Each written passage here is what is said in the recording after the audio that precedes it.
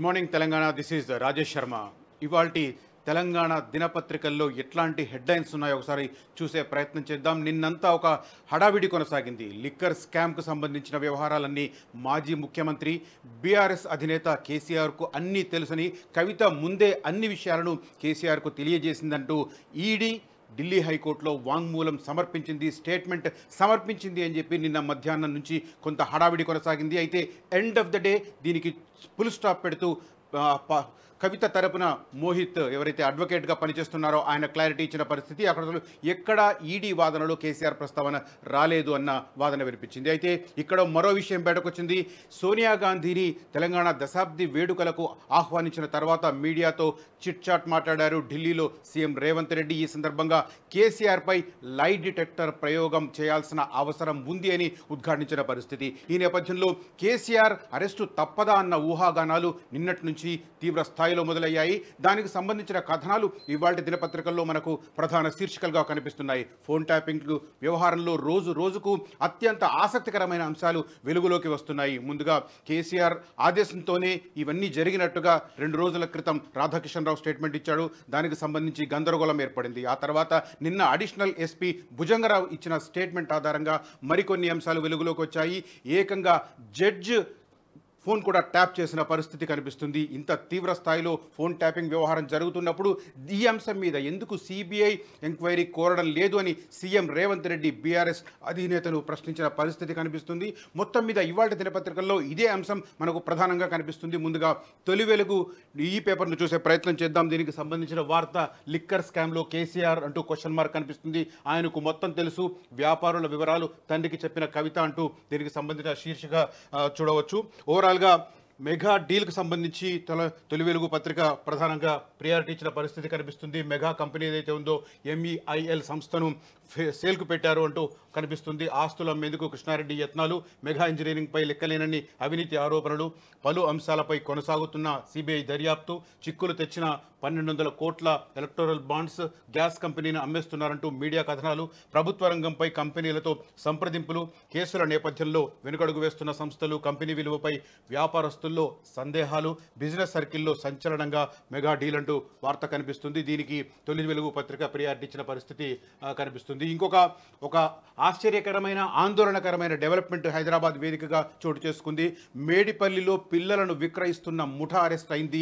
అడ్డగోలుగా వ్యవహరిస్తూ పిల్లల్ని కొనుగోలు చేస్తూ ఇతర దేశాలకు అమ్ముకుంటున్న వైనం వెలుగు చూసి అందరూ షాకింగ్కు గురైన పరిస్థితి కనిపిస్తుంది.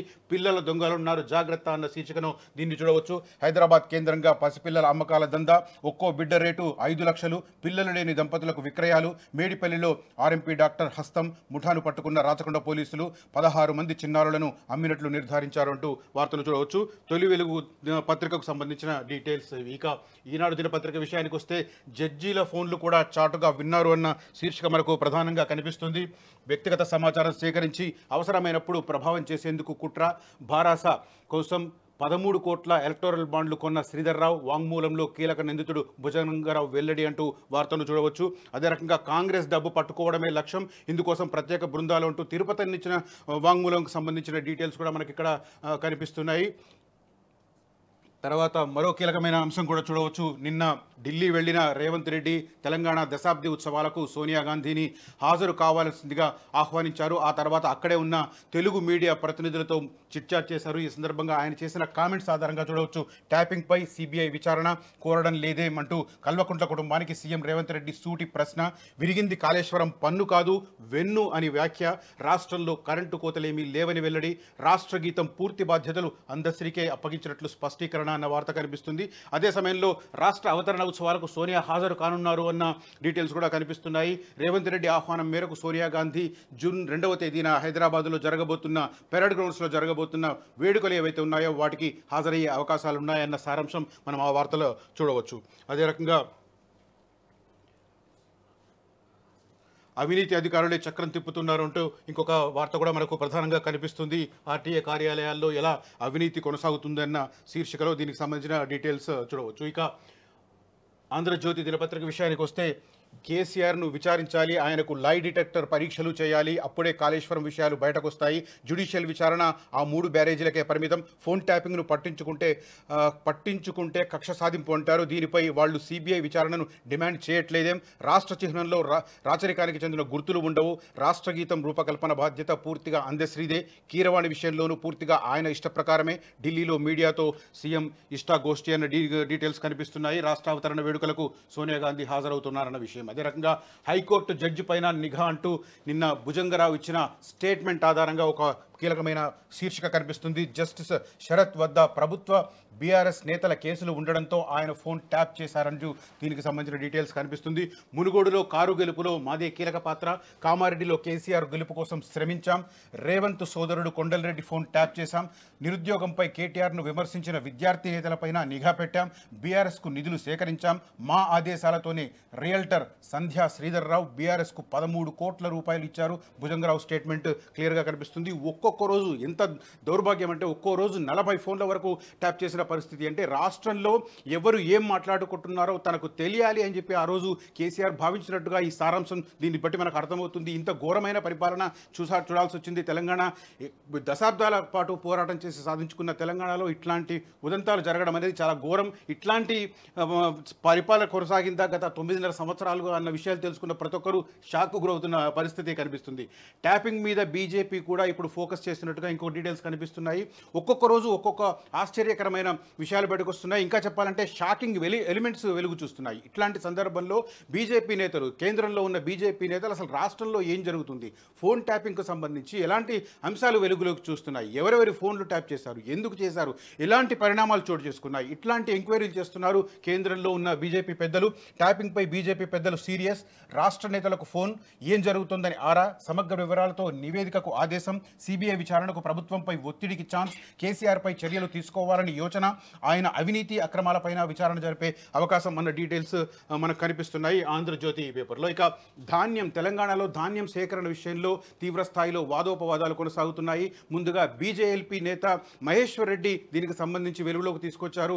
మంత్రి ఉత్తమ్ కుమార్ రెడ్డి పైన తీవ్ర స్థాయిలో ఆరోపణలు చేశారు. పెద్ద ఎత్తున స్కామ్ జరిగింది అని చెప్పిన పరిస్థితి. ఆ తర్వాత కొన్ని రోజులకు బీఆర్ఎస్ వర్కింగ్ ప్రెసిడెంట్ మాజీ మంత్రి కేటీ రామారావు కూడా ఈ అంశాన్ని మాట్లాడారు. 1100 కోట్ల రూపాయల మేరకు స్కామ్ జరిగింది, దీనికి సూత్రధారి ఉత్తమ్ కుమార్ రెడ్డి అని చెప్పి ఆయన ఆరోపణలు చేశారు. దీని మీద కాంగ్రెస్ నేతలు భగ్గుమన్నారు. ఉత్తమ్ కుమార్ రెడ్డి స్పందించారు. కేవలం 200 కోట్ల రూపాయల ధాన్యం మాత్రమే సేకరిస్తే 1100 కోట్ల రూపాయల స్కామ్ ఎలా జరిగిందని చెప్పి ఆయన ఎదురుదాడికి ఎదిగిన పరిస్థితి. ఈ నేపథ్యంలో రాష్ట్ర వ్యాప్తంగా ధాన్యం సేకరణ వ్యవహారం ఒక హాట్ టాపిక్గా మారింది. ఇటు ఫోన్ ట్యాపింగ్ వ్యవహారం కావచ్చు, అటు ఢిల్లీ లిక్కర్ స్కామ్ కావచ్చు, ఆ తర్వాత మోస్ట్ ప్రయారిటీ అంశంగా మనకు ధాన్యం సేకరణ అంశం కనిపిస్తుంది. దానికి సంబంధించిన వార్త మనం ఆంధ్రజ్యోతిలో చూడవచ్చు. ధాన్యంపై పీఠముడి, నిరుడు యాసంగిలో సేకరించిన ధాన్యంలో చాలా వరకు బహిరంగ మార్కెట్లో విక్రయం, బీఆర్ఎస్ హయాంలోనే మాయ చేసిన మిల్లర్లు, టెండర్లలో ఎక్కువ ధర కోట్ చేసిన ఏజెన్సీలు, లోడెత్తాలంటే ధాన్యం లేదు, కార్పొరేషన్కు ఏజెన్సీల లేఖ, ఏజెన్సీలకు ఆ వడ్లు ఇప్పించడం ఎలా, మిల్లర్ల నుంచి డబ్బు వసూలు చేయాలా లేదంటే చర్యలా, సర్కారుకు సవాలుగా మారిన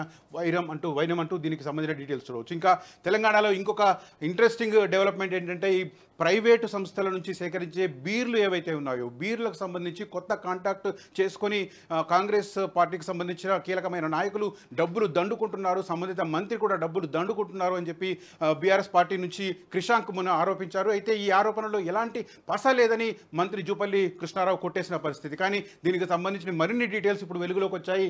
బీర్లకు బార్లా నిజమే, తెలంగాణలో సరఫరాకు సోమ్ డిస్టిలరీకు అనుమతి, నిబంధనల మేరకే బెవరేజ్ కార్పొరేషన్ ఇచ్చింది, రాష్ట్రంలో బీర్లకు కొరత ఉన్నందునే 20 ఏళ్లుగా ఆ కంపెనీ దేశవ్యాప్తంగా సరఫరా చేస్తోంది, బీఆర్ఎస్ హయాంలోనూ 4 ఏళ్లుగా కొత్త బ్రాండ్లకు ఓకే, బీసీఎల్ రోజువారీ కార్యకలాపాలు మా దృష్టికి రావు అంటూ మంత్రి జూపల్లి కృష్ణారావు చేసిన కామెంట్స్ ఆధారంగా మనకు వార్త కనిపిస్తుంది. ఇక శిశు పాపులు అంటూ ఇంకొక ఇంట్రెస్టింగ్, ఇందాక నేను చెప్పాను, మేడిపల్లిలో పిల్లల విక్రయాలకు సంబంధించిన ఒక ముఠాను అరెస్ట్ చేశారు.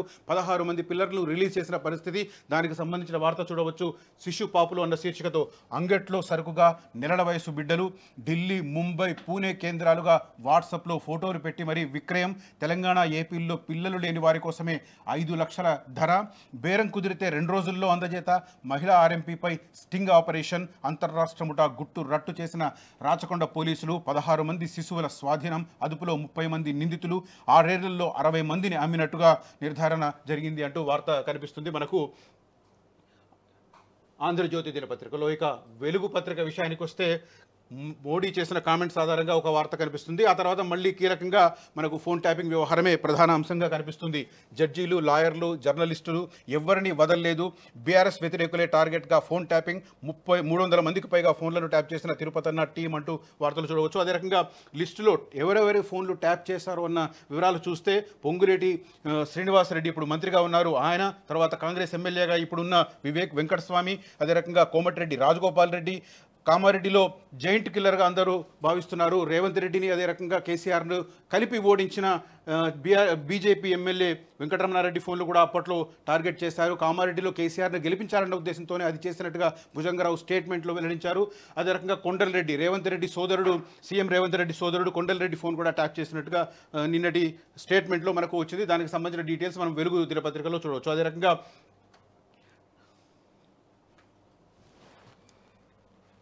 రేవంత్ రెడ్డి ఢిల్లీలో చేసిన వ్యాఖ్యల ఆధారంగా ఒక ప్రధాన శీర్షిక చూస్తున్నాం. కేసీఆర్కు లై డిటెక్టర్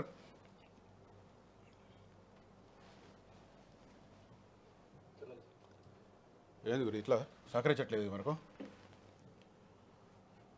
కేసీఆర్కు లై డిటెక్టర్ పరీక్షలు చేయాలి. కాళేశ్వరం ప్రాజెక్టు నిర్మాణంలో అనాలోచితంగా కేసీఆర్ ఎందుకు వ్యవహరించారో లై డిటెక్టర్ పరీక్ష చేస్తే తప్ప అసలు విషయాలు బయటకు రావు.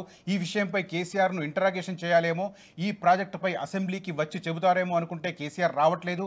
కాళేశ్వరం ప్రాజెక్టు విషయంలో జియో ఫిజికల్, జియో టెక్నికల్ సర్వేలు చేయాల్సిన అవసరం ఉంది. ఇందుకోసం ఆ టెస్టులు చేసే సామర్థ్యం ఉన్న 2 ఏజెన్సీలను సంప్రదించాం. మట్టి నాణ్యత పరీక్షలు కూడా వేరే దగ్గర చేసి ప్రాజెక్టు వేరే చోట కట్టారు. ఈ విషయాలేవి రికార్డుల్లో లేవు. ఈఎన్సీ మురళీధర్రావు పోతూ ఫైల్స్, ఇతర ఆధారాలను పట్టుకెళ్లాడు. ఇంకేమైనా ఉంటే ఆయన మనుషులతో తెప్పించుకుంటున్నాడు.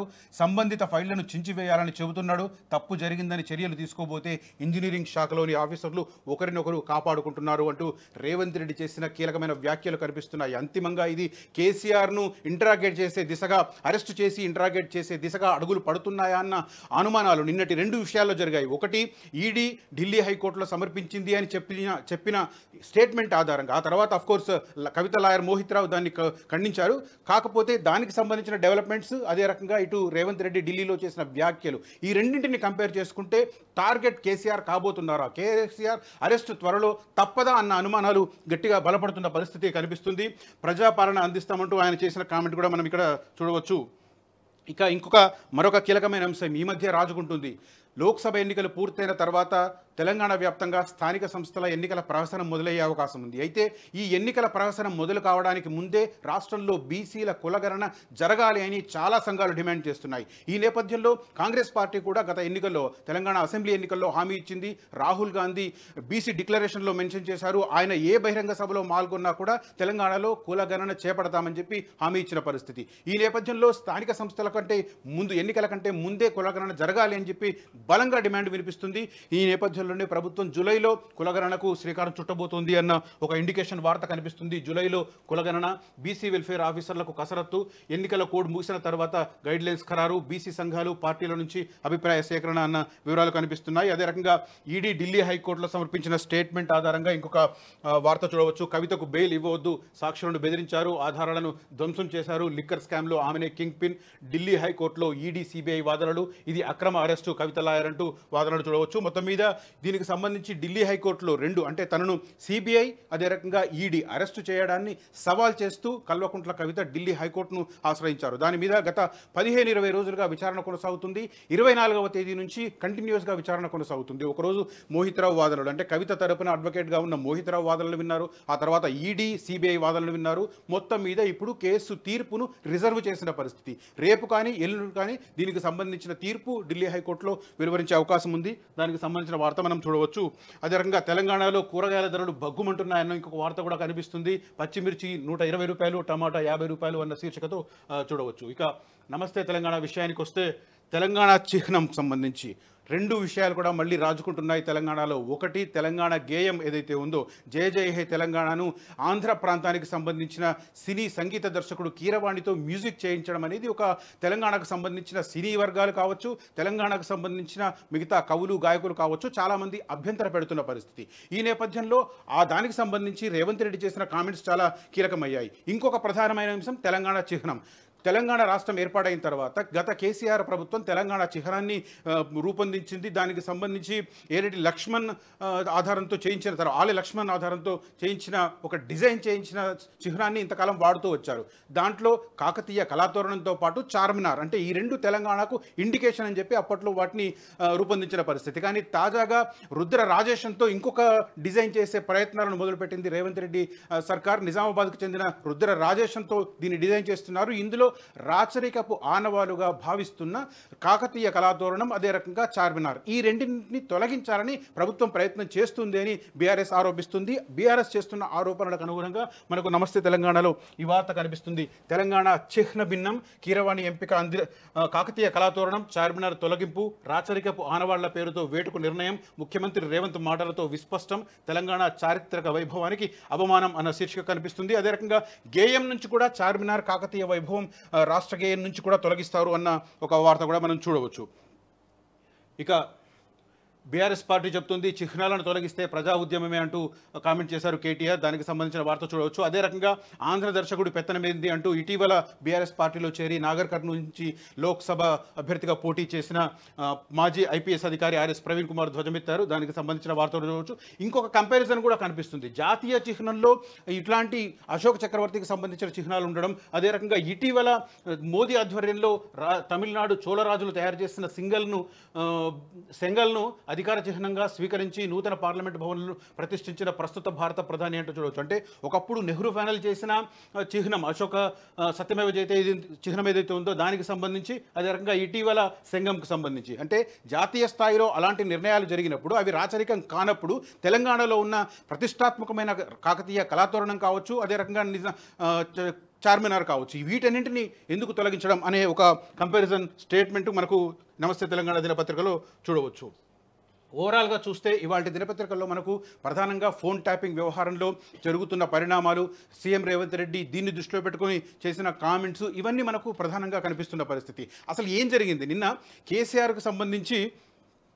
ప్రధానంగా కేసీఆర్ పేరు ఈడీ స్టేట్మెంట్లో ఉందా లేదా, దానికి సంబంధించి ముందు లీకేజ్ వచ్చింది. దాని ఆధారంగా చాలా పెద్ద ఎత్తున మీడియా బ్రేకింగ్ న్యూస్లు ఇచ్చిన పరిస్థితి. ఆ తర్వాత కాసేపటికే కవిత అడ్వకేట్ మోహిత్ రావు స్టేట్మెంట్ ఇచ్చారు. ఆయన క్లియర్గా చెప్తున్నారు అందులో కేసీఆర్ ప్రస్తావన ఎక్కడా లేదు అని. ఈ నేపథ్యంలో అసలు ఏం జరిగింది, ఈ కన్ఫ్యూజన్ ఎందుకు క్రియేట్ అయింది, ఒకసారి తెలుసుకునే ప్రయత్నం చేద్దాం. మా ఢిల్లీ ప్రతినిధితో మాట్లాడే ప్రయత్నం చేస్తున్నాను. ఢిల్లీ ప్రతినిధి రామకృష్ణ ప్రస్తుతం ఫోన్ లైన్లో ఉన్నారు. రామకృష్ణ, నిన్న అసలు కేసీఆర్ వ్యవహారంలో ఎందుకు అంత కన్ఫ్యూజన్ క్రియేట్ అయింది?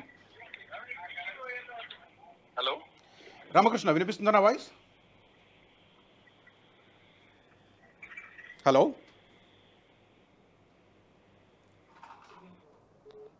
రైట్, టెక్నికల్గా ప్రాబ్లం ఉన్నట్టుంది. మొత్తం మీద కన్ఫ్యూజన్ అయితే క్రియేట్ అయింది. ఫస్ట్ బ్రేకింగ్ న్యూస్ వచ్చింది. ఏంటి అంటే కేసీఆర్ పేరు ప్రస్తావించింది ఈడీ.